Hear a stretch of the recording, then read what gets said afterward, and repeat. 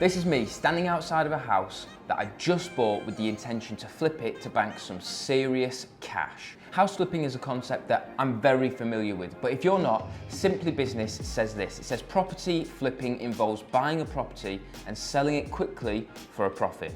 This profit can come after buying it cheaply in the first place, or more commonly, after making improvements. Now, I managed to do a combo of the two of these things and make over £50,000 profit from this house flip. So in this video, I want to share the 9 lessons I learned from this 50k profit house flip.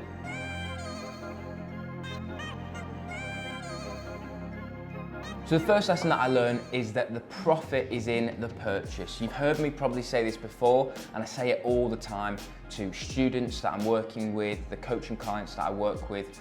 It was something that I got taught very early on in my property journey, and it is so important to remember. The profit is in the purchase. I'm not the kind of person to gamble with my profit margin. A lot of people will buy a property, spend a lot of money on it and hope that they've driven the price up as much as possible. Whilst that's great, my preference is to make sure that I'm banking profit on day one. With this particular property, when I first went to look at it, the seller wanted £120,000.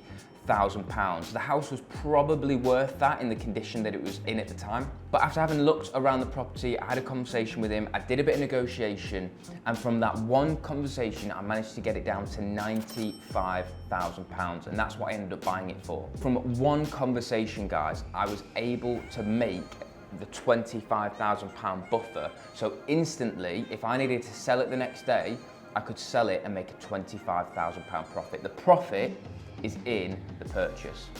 Lesson number 2 is treat your builder like a pit bull. Now, what I mean by that is you need to be respectful, but you also need to be clear and very firm. A maybe slightly less aggressive way of putting it is maybe treat your builder like your own employee.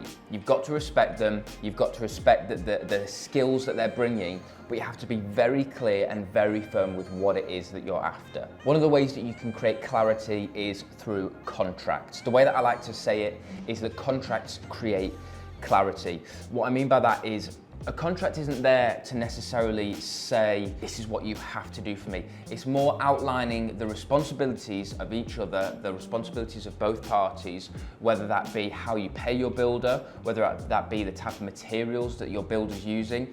Make sure that you use a contract because it creates clarity. There was a bit of a discrepancy with my builder on this project where he was about to start fitting kind of cladding, almost a bit like this, but plastic cladding across the bathroom. I didn't want that, I wanted tiles, but thankfully it was written in the contract that I'd said tiles, so we could refer back to it and say, look, I requested tiles, so please can you make sure that you put the tiles in place. The contract created the clarity. So make sure that you're treating your builders with respect, but at the same time you have to be very clear and very firm. Lesson number 3 is that deals are everywhere. The way that I actually found this deal, and I've said this before, was through my mother-in-law.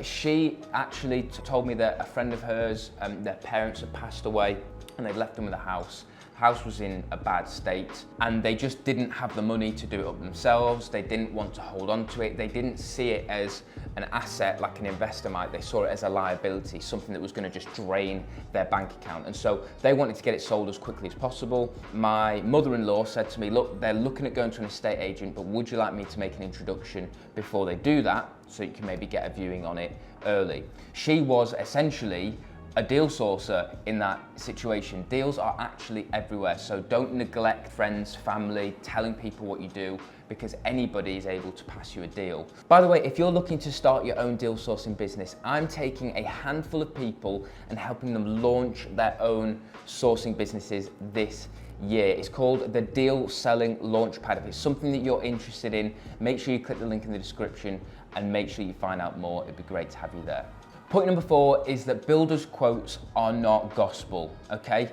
A builder can quote you whatever they want, and actually it's always negotiable. So the first thing I'd recommend is shop around. If you've not got a builder in that particular area, shop around, ask a few different builders, ask for some recommendations, but don't just find one builder, get their one quote and just believe that that is the be all and end all, that is the final price. You can always negotiate and you can always find another builder. So shop around, find different quotes, negotiate on those quotes until you're happy with the price. Now, I was able to get about £2,000 or £3,000 off of my original quote, which is about 10–15% of the overall renovation. Now, what I would say is you need to be realistic, and it goes back to my previous point of respect the builder. You've got to respect the work that they do, but you do want to make sure that you get the best price possible. So be realistic, but negotiate to get the best price you can.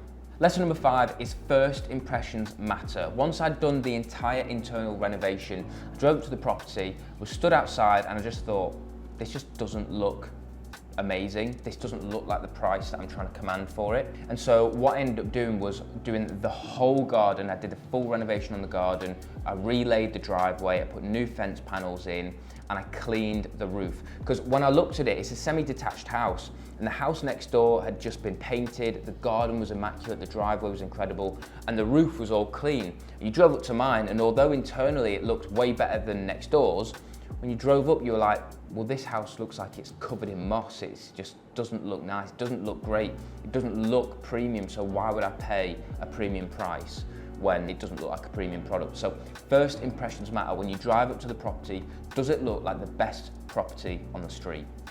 Lesson number 6 is tailor your end product to your ideal customer.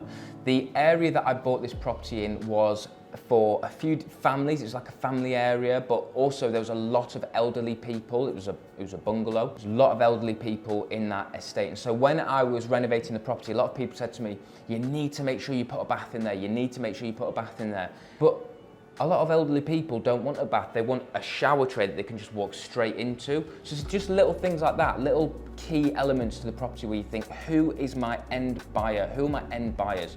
And tailor your product, which is the house, to that end customer. I also always go for just plain white walls, go for simple grey carpets, a really nice kind of grey kitchen, just because it appeals to more people than if I was to try and do feature walls and do all these different things. Actually, to give somebody a blank canvas often is a lot better. Cater your end product to your ideal end customer.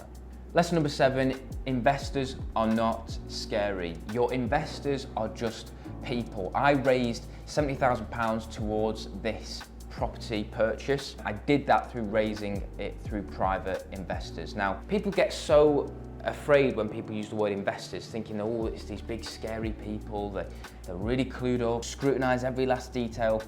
Investors are just people, and if you can provide them with a good quality deal and a good offer and a nice return, something they're happy with, then you don't need to worry. They are not scary. Don't be afraid of approaching people to invest in your project. I've raised capital from family, friends, people that I've only recently met. It's not as scary as you think it is. So when you're thinking you need to start raising capital, don't be afraid of investors, especially when you have a high quality deal available. Lesson number 8 is make sure you have a good solicitor. My solicitor was absolutely fantastic on this property purchase. They were very, very quick.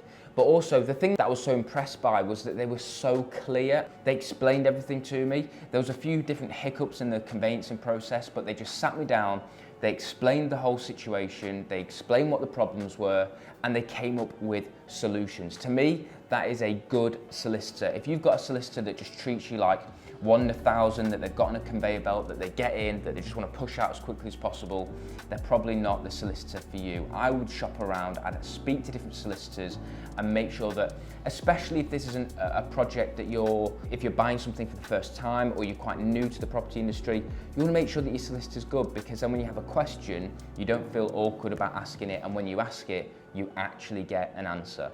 Lesson number 9 is you can indemnify anything. So an indemnity policy is an insurance policy, and what I didn't realise when I first got into property, and have just learned as time went on, especially with this particular project, is you can indemnify anything. You can get insurance on anything. The extension out the back, the kitchen of this property had a slight extension, clearly was built at a different time to when the property was built.